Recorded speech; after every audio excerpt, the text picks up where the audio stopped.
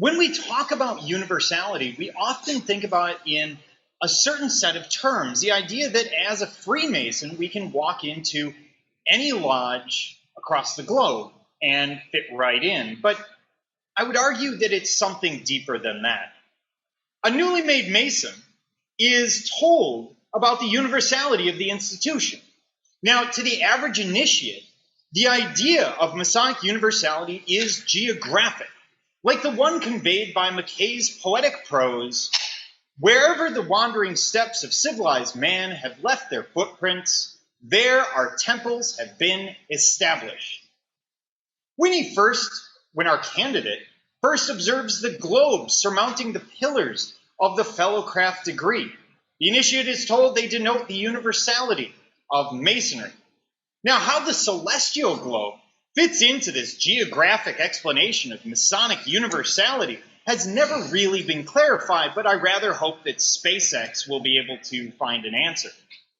Now, in the ritual of the entered apprentice, the initiate is given a more profound, a more mystical explanation of the term and description concerning the dimensions and size of a lodge and its proportion. He is told it signifies the universality of Masonry. From this instruction, an alert and philosophical brother may be inspired to reflect on the deeper meaning of the phrase as it applies to Masonic customs, tenets, and ideals. Yet it is this approach to the idea of universality which leads the contemplative to realize that Masonic universality is a moral ideal, the consciously pursued development of a worldwide tolerance based on knowledge, appreciation, and understanding between men, their creed, and institutions. So in this presentation, I want to answer 3 questions. How should we define Masonic universality? Where do we find universal virtue in Freemasonry? And why should Masonic universality be understood in the framework of virtue rather than in geographic terms? My goal here is to examine Masonic universality as a moral framework, truths held in every culture and society from time immemorial.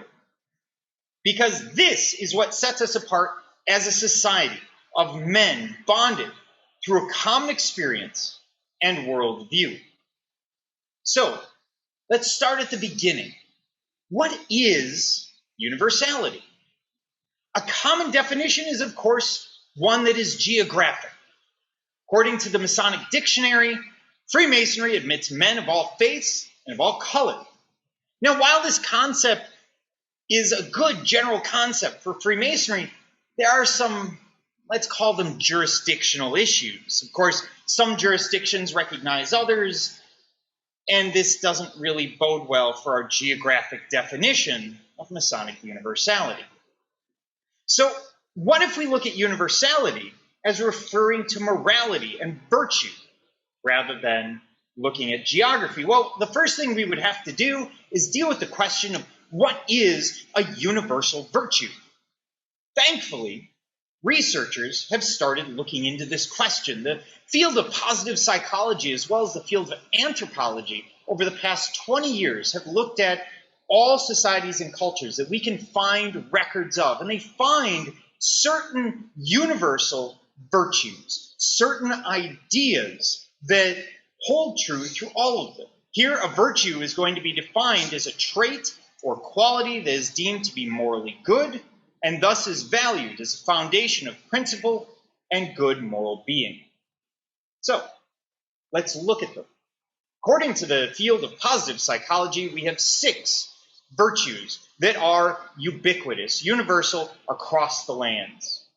We have courage, which is the idea of strength in the face of pain, grief, or adversity. Humanity, which is benevolence, or to us, relief. Justice, which is basically teamwork, fairness, and leadership.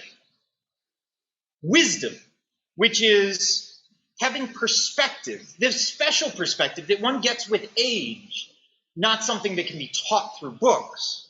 Creativity and curiosity. Temperance, which teaches modesty and self-control. And transcendence, which is an appreciation of the spiritual, an ability to move beyond the material, looking at beauty, spirituality, and gratitude. Now, where do we find these universal virtues in Freemasonry? Let us first look at the tenets as laid out in the Entered Apprentice degree. Let's start with brotherly love. Every true Freemason will show tolerance and respect for the opinions of others and will behave with compassion and understanding to his fellows, not just brother Masons, but everyone across the world. This embodies those universal ideals of humanity, temperance, and wisdom.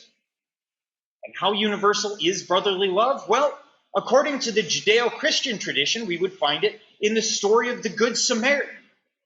In the Greek tradition, we would find it in the idea of philia, the idea of literal brotherly love. Or in the Hindu tradition, from the Bhagavad Gita, we find the words, all for me, for findeth me in all, adoreth always, loveth all which I have made, and me for love's sole end. This is a universal truth, the idea of brotherly love. But let's take it one step further. Let's look at relief. Freemasons have been taught to help those in distress without detriment to their dependents and to give their support to outside charity. Again, this encapsulates those universal virtues of humanity and justice. And again, we find it across human society. From the Abrahamic faiths and the tradition of the three angels who appeared to Abraham, they disguised themselves and requested hospitality. An ancient tradition and the basis of those Abrahamic faiths of Judaism, Christianity, and Islam. We find it in the Buddhist teachings of compassion, or in Islam, in the teaching, or really one of their 5 pillars, called zakat, which is alms. And we can do the same thing when we look at the tenet of truth. Freemasons strive for truth, both in their views of themselves and their dealings with others. This embodies courage, justice, and transcendence, because one must look past themselves to understand truth. And again, this is found universally from the ancient Greeks and Aristotle's teachings on human virtue, which he lists truthfulness. The Buddhist concept of sakha, truthfulness or right thought and right action, right word. Or the Judeo-Christian idea found in the commandments that thou shalt not bear false witness.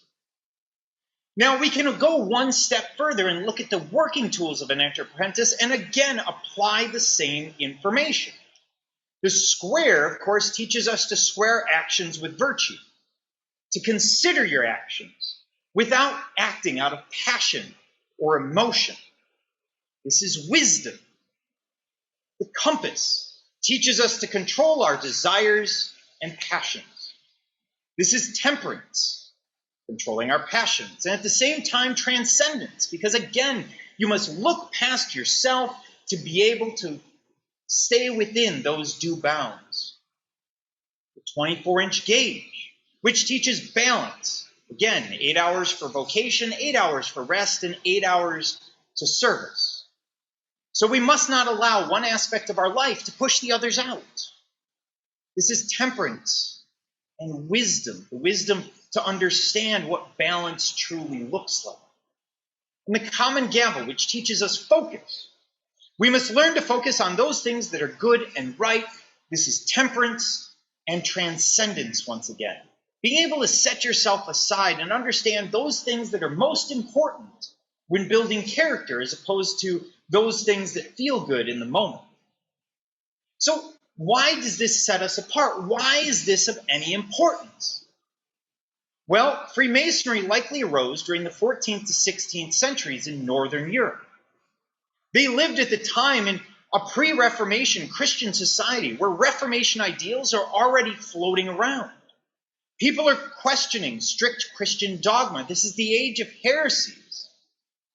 And this is dangerous because in a world where all things are religion, developing a set of universal virtues is dangerous, but it's also progressive. Maybe not this progressive, but this progressive. Assuming based on language and symbolism that Masonry arose in Northern Europe, then these were not simply craftsmen, these were merchants, these were traders. These were people traveling to the east, bringing back new ideas, hence the examples provided earlier. Every example comes from a known trade route that was actively used by the Northern Europeans, the English, the Spanish, and others during this period. So they create a system of moral teachings focusing on character and virtue outside the framework of the church.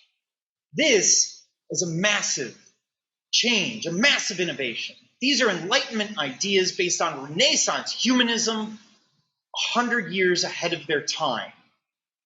They also created universality, as religion is no longer a barrier. In pre-Reformation and Reformation Europe, this is dangerous thought. This is what sets us apart. The Masons brought together teachings from around the known world through trade to create arguably the first universal system by which to teach virtue since the classical Greeks. So let's start tying this up.